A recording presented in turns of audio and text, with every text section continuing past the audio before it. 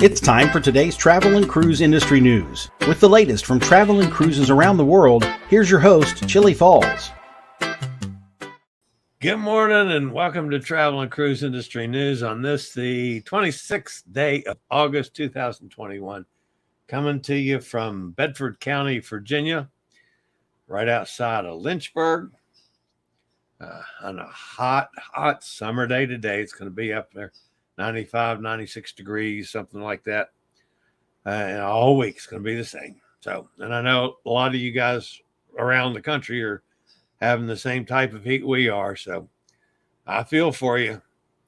Of course, I will be out in the pool today.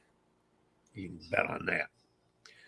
All right, let's get to some news. What do you say we look at some weather? Yeah, I know you guys don't like to do weather first thing, but too bad. All right, the first storm there, which is the Red X, shower and thunderstorm activity, continues to become better organized in association with the trough of low pressure located less than 150 miles south of Jamaica.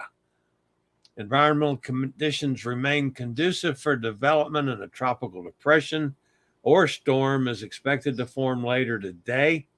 The system is forecast to move northwestward over the northwestern Caribbean Sea near the Cayman Islands tonight, near Cuba and the Yucatan Peninsula of Mexico on Friday, and into the Gulf of Mexico this weekend.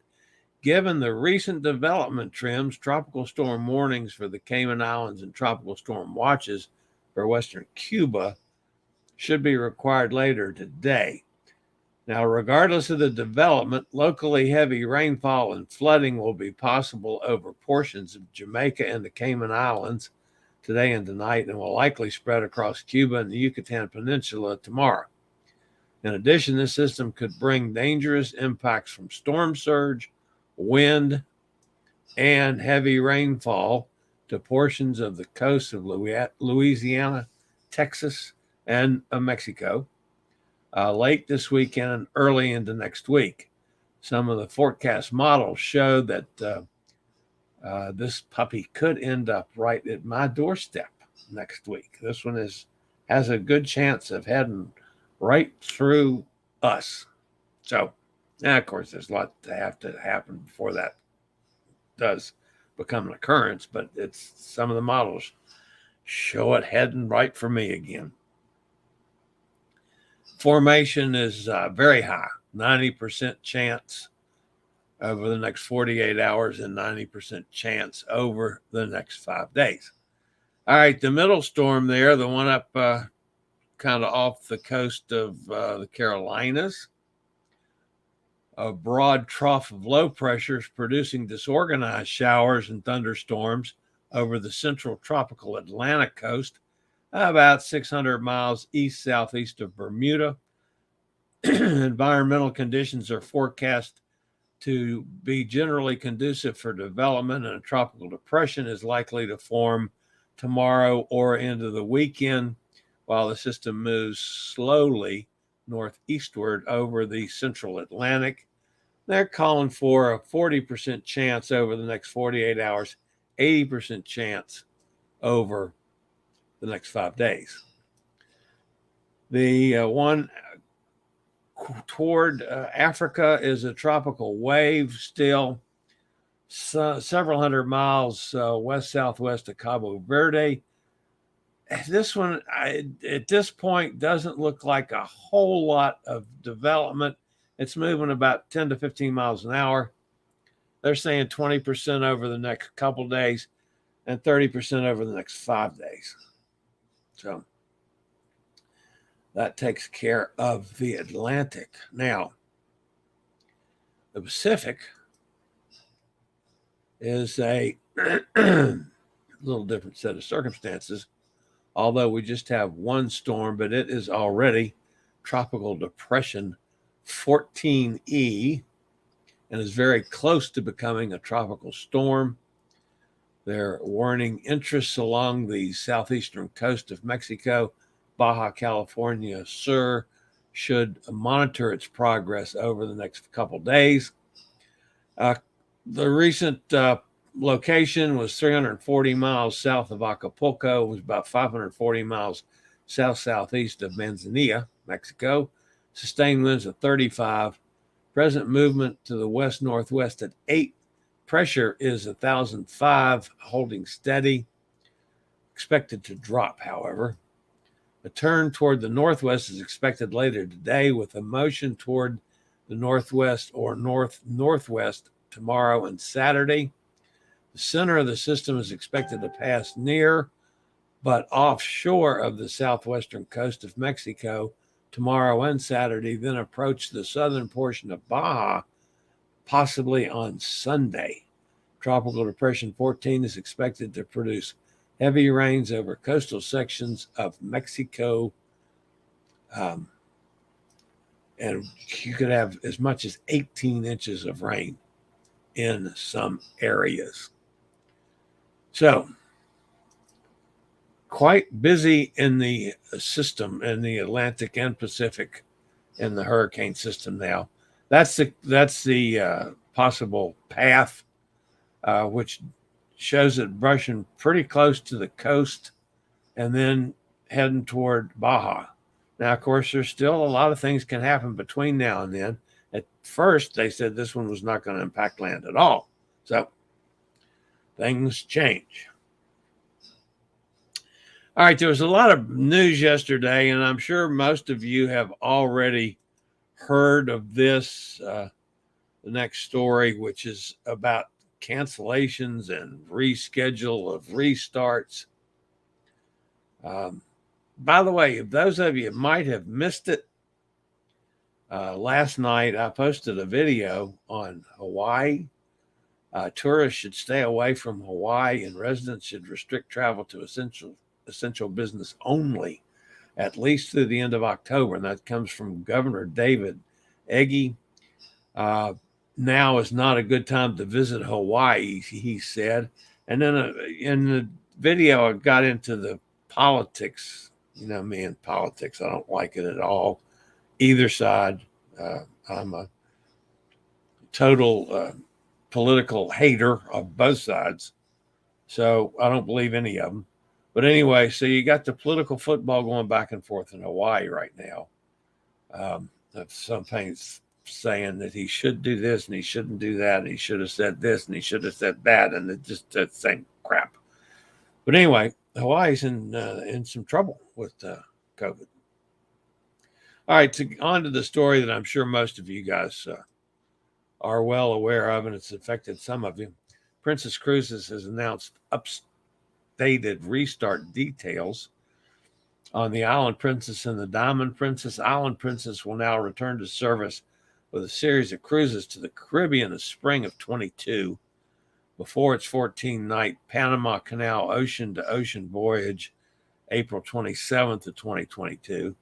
Diamond Princess will resume sailing in the spring of 22 as well, with a season of cruises in Japan. Exact dates and itineraries for the return of the ships has not been announced, only that they will be forthcoming soon. As a result of these changes, Princess has canceled its 21 and 22 South American and Antarctica program on Diamond Princess, its 2022 World Cruise, and 2 December 2021 sailings of the Island Princess. Holland America, meantime, has announced the restart of 2 of the ships, the Volendam and the Zandam. Because of the schedule change, the land has also announced the cancellation of Grand Voyage and Ground South America and Antarctica Voyage set for 2022. Instead, the sailings will now take place in 2023. Volendam is set to resume sailings on May the 1st in Northern Europe, offering 14 to 25-day itineraries to Baltic, Norway, British Isles, and Iceland, all round trip from Rotterdam. Zandam will restart May 12th in Canada and New England with a cruise from Fort Lauderdale to Boston.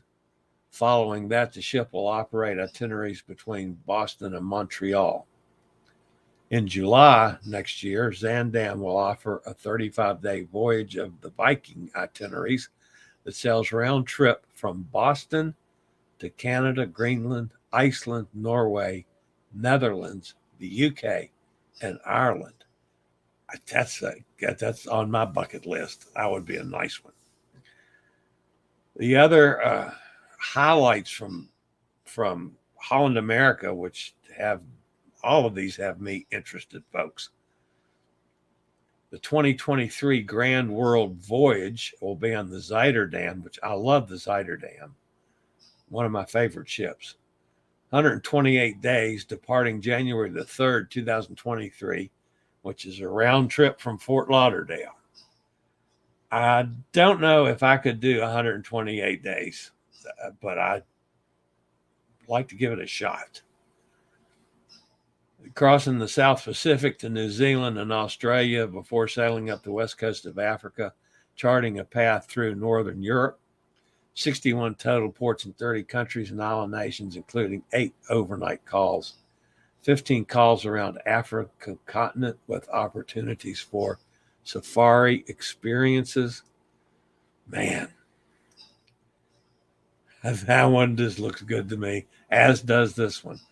The 2023 Grand South America and Antarctica highlights on the Volendam. This is going to be very similar to Tom Henry's cruise last year, but a little longer. 74 days, departing January 3rd. Round trip from Fort Lauderdale on an itinerary that circles the continent on a counterclockwise route. 34 total ports in 16 countries and island nations, including 5 overnight calls. Daylight transit of the Panama Canal, overland opportunities to visit Machu Picchu, the Galapagos Islands, Patagonia, Iguazu Falls, 4 days of spectacular scenic cruising of the ice capes of Antarctica, 11 calls in Brazil, and a journey along the Amazon River. Man, that's another sweet one. Koningsdam will assume popular Hawaii, Tahiti, and Marquesas cruise of 2023. With the Zuiderdam embarking on a Grand World Voyage, Koningsdam will take on that ship's longer exotic itineraries in 2023. Koningsdam 25-day Mexican Riviera and Circle Hawaii Collector's Voyage will move from January 31st, 2023. That departure will move from January 31st, 2023 to January 7th, 2023. And that will last 24 days. So, also in the cancellation realm yesterday, Seabourn, which I don't know a lot about Seabourn. I've never sailed on them. I don't even follow them that close. But Seabourn announced it will restart the 450-passenger Seabourn Sojourn on June the 6th, 2022, with sailings to Western Mediterranean. Because of the revised entry into service date, Seabourn is canceling the 2022 World Cruise aboard Seabourn Sojourn that was scheduled to depart Los Angeles on January 11th. Seabourn says it will offer a 145-day World Cruise itinerary again in 2024, which will be available for booking in October. Man, I'd like to do one of those biggies.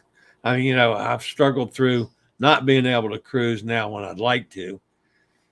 Maybe I got to just kick the bucket and go for the biggie when I get back.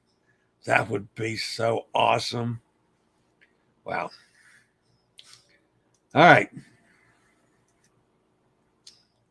The kind of cool thing yesterday, of course, was Carnival Panorama visit Mazatlan yesterday for the first ship to be there since the shutdown. She'll be in Cabo today. Meanwhile, Carnival Cruise Line has provided an update on procedures that back-to-back and side-to-side guests will need to follow under the current health regulations, and those that go into effect on August 28th. Much of the confusion on how Carnival is organizing guests on multiple cruises had to do with the cruise line's testing requirement for all guests. Testing should be done a minimum of 72 hours before the cruises, and proof needs to be shown in the terminal. This presented back-to-back guests with a potential problem. Guests who sail on back-to-back cruises do not have to worry. The cruise line will do a simple antigen test before the second voyage starts. Guests on back-to-back cruises, but on board a different ship, that's the one that they call side-to-side, within 1 day of disembarking their first ship, have to inform onboard guest services in advance. These guests will then receive the required pre-travel COVID test before they disembark. Guests must present their negative test results upon arrival at the cruise terminal for their next voyage. So, the bottom line to all of this, folks, if you're going on a cruise, make sure you know the up-to-date testing requirements, vaccination requirements, everything, and you got to keep following it every day, because things are changing daily in the cruise industry. And we don't know tomorrow that's not going to be totally different than it is today. So, you got a cruise booked, you got to take the time to follow this stuff constantly, because you don't want to get in a situation where you show up for a cruise and they change policies 3 or 4 days before and you get screwed. That's happened to some people. And I can't really blame the cruise lines, because the people didn't do what the cruise lines publicized, even if it wasn't a last minute thing. But still, so you guys all got to be well aware of what's going on with that. There, Fran Golden, who is one of the cruise critic contributors, I've dealt a lot with cruise critics for a long time, and we've interviewed several of their main writers and editors. But Fran offered this late yesterday. The Federal Maritime Commission is proposing new rules for cruise refunds and wants to hear from passengers. The proposed rules are a result of consumer experiences with cruises canceled because of COVID, the agency said yesterday. Among the changes is a requirement that cruise lines give consumers a full refund within 60 days if a sailing is canceled or boarding is delayed by 3 days or more for any reason other than by government order or declaration. The CDC's no sail order would fall into that category. If a sailing is delayed by a government order, the deadline for cruise lines to provide refunds would be 180 days. Now, I'm not sure. I know there have been a lot of people that have complained about having problems with refunds and so forth. I got all of my refunds for all of my cruises and airlines and everything. And yeah, it wasn't as quick as I'd like, but eventually I got them. I'm not sure if this is a necessity, but I mean, it certainly adds another layer of protection for the consumer, which that's you guys, and us, me too. I don't really see that as a major problem with the cruise lines that we deal with, but then that's, I didn't have any problems getting any of my money back. So I don't know. All right, we've got a couple little news stories here on the travel side of things as opposed to the cruise side of things. Although the 2020 New Orleans Jazz Festival was canceled due to COVID, the 2021 event is scheduled to go on as planned after a slight date adjustment. Traditionally held in the spring of 2021, the event has been moved to October 8th to the 17th of this fall. The 2022 event has been moved from April 29th to May the 8th in 2022.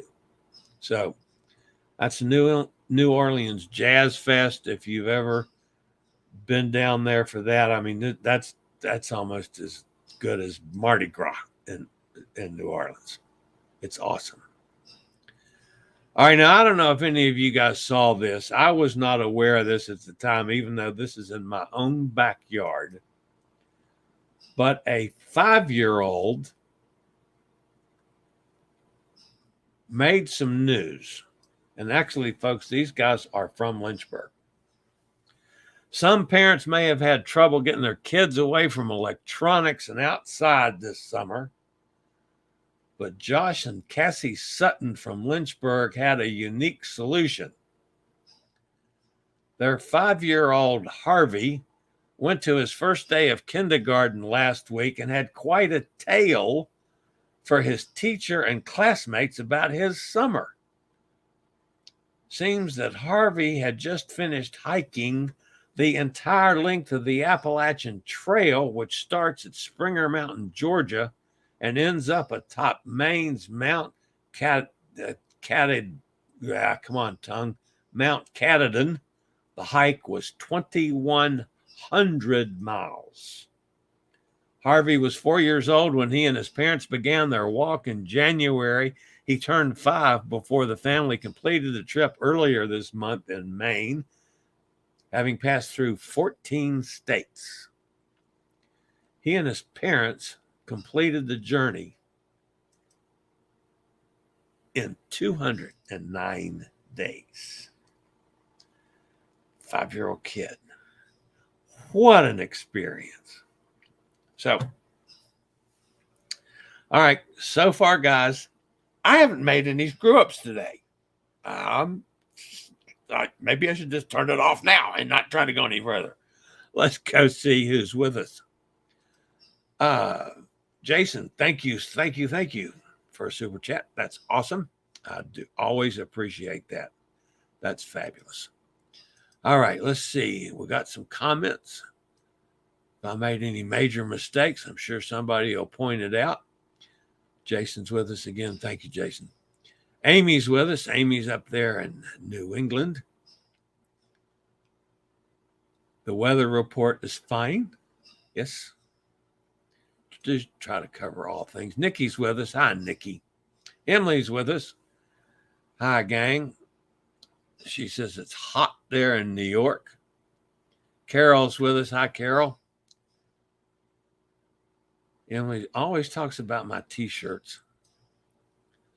And I'm going to get online today, and I've got to order one from Emma.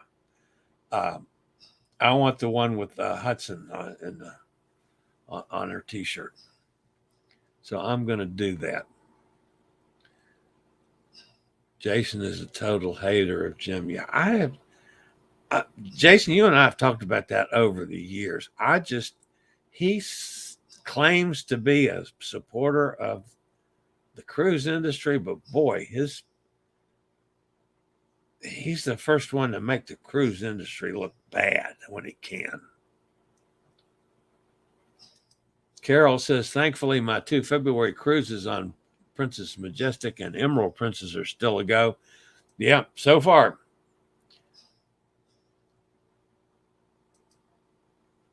Cindy, if you have price protection on the horizon, check the prices. Jason has been checking price protection and has saved a ton of money, I understand. Galapagos sounds amazing. I think so too. Man, I tell you what, I never thought about doing one of these really long cruises. I mean, when I was working out, I couldn't afford it. And now I can, afford it. And my son would probably want to shoot me because I'm spending his inheritance. But man, that's awful tempting. Awful tempting. If I can get rid of the oxygen and not have to deal with that. If I could get past the oxygen, I could be very comfortable now doing one of those major bucket list cruises. Carol says, I need to check out Holland America. Their itineraries sound awesome. Well, I tell you what, yeah, and Jason says, Chillie, got to get that oxygen off. I completely agree with you. And Carol, I loved Holland America. And that was what, fourth or fifth down on my list of cruise lines to try when I started spreading out from just pure Carnival. And now I wish I had done it a lot sooner. I loved Holland America. Yes, it's not the party ship that Carnival is. And yes, I did a lot of partying in a lot my younger years on Carnival ships. And Holland America was much more my style. Because I did the Carnival Sunrise and Zuiderdam back to back. So I went from one big party ship. I did Zuiderdam and then Sunrise. So I did the party ship after a really laid back cruise. I mean, there's plenty to do on the Zuiderdam. I mean, they've got a casino. The piano bar's fabulous. They have the jazz club. But the food is one. I mean, I've never had really bad food on a cruise. I've been lucky. I've always enjoyed the food on any cruise, but theirs was just a step above. It was really good. Yeah, everybody agrees that getting rid of the oxygen would be awesome. Nikki says, wise words, pay attention. Yeah, wise words from me. Boy, those two things don't go together. Jason says, I have Carnival convinced that I'm a travel agent. I'm not surprised. You know more about it than a lot of travel agents do, Jason. Where is the hot air? Tom. Hot air Tom is down in Fort Lauderdale. Not Fort Lauderdale, Key West. He's down in Key West. So hot air Tom was muted. Yeah, instead of me screwing up the hot air Tom, I wonder, he might have a trip today. I'm not sure. I'm surprised he's not here. So he's got to be doing something. Sharon's with us. I was on a Renaissance cruise a few weeks before the bankruptcy.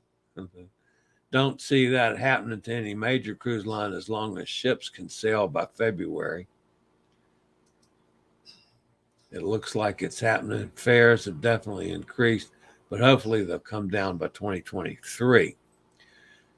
There are fares that some are up considerably, but there's some pretty decent bargains out there if you shop really carefully and you don't look specifically for, a lot of things we look for, a specific ship, a specific itinerary or whatever. But there's some decent bargains out there. And I'm still not sure why we don't get the bargains that they seem to get in Europe, especially the ones like Emma pointed out, the staycations around the UK. Some of those are just really dirt cheap. Sharon says it's very hot today. Already feels like 93. That's going to be hot here too. Chillie, the portable oxygen tank also not allowed on airplanes. The problem with the portable tanks, Emily, is that they only last so long.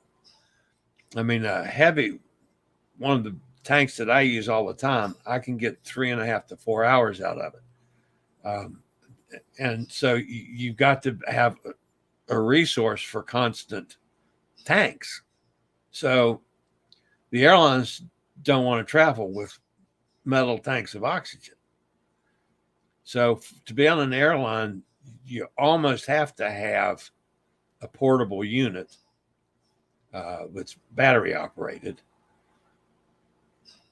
Same with the cruise lines, although the cruise lines will have available concentrators like I have here in the bedroom that runs on electricity. Now, what I'm trying to find for my personal use is a portable concentrator that operates off the cigarette lighter that I can put in the truck, so I could go places in the truck or in a car and not have to deal with pulling this metal tank around everywhere until I can hopefully get off of it completely. But there's a lot of pretty stout rules and regulations on the oxygen. Of course, the main thing is I have to have steady flow. I can't have pulse. So a lot of the portable units operate on pulse oxygen, not steady flow oxygen. Carol says, my party days are long gone, so Holland America's right up my lane. I cruise Princess now and have for 10 years. Yeah, let's face it, we can't do what we used to do. My days of $1,000 bar bills, those are long past too. And I'll still enjoy, cocktails several times a day on a cruise, but I'm not going to do $1,000 just on my bar bill like I have done in the past. Sharon says, don't like all the toys on Royal ships, like a big sun deck. Wish NCL had less gimmicks, the racetracks, etc. on their decks. Yeah, again, one of the things about the Holland American, they're not gimmicky. They're really old fashioned. And of course, Carnival's gimmicky as well. Jason asked Sharon if she's been on Carnival. She loves the Serenity deck. Yeah, I agree on that one. She's going to be on Mardi Gras in a couple weeks. So anyway, well, listen, guys, that's going to wrap me up for today. I'm going to get in the pool, and I plan to spend a good bit of pool time today instead of sitting here on the computer like I have getting through this 7 days post-surgery that I couldn't get in the water. So today's my day to officially be back in the water, and I'm going to take advantage of it because it's hot as hell here. So anyway, guys, that's going to wrap me up for today. I'll see everybody here same time tomorrow. As always, if you're new to this channel, welcome aboard. We do have a lot of new subscribers. Please, if you like to keep up with the latest in travel and cruise ships and all that kind of stuff, updates from around the world, just hit that little subscribe button. Join this band of nutcases that we all are every day at 11 o'clock Eastern Daylight Time. I'll see everybody back here tomorrow. As always, thumbs up. Appreciate it. You guys have a great day. Again, thank you, Jason, for the super chat. We'll talk to you guys soon. Later, y'all. I regularly post videos on all facets of the travel and cruise industry. So if you like to keep up with the latest in cruise ships, ports of call, cruises themselves, Chillie chats, and travel and cruise industry news, just hit the little subscribe button in the lower right-hand corner. Hit the bell notification so you'll be notified when a new video is up or we go live.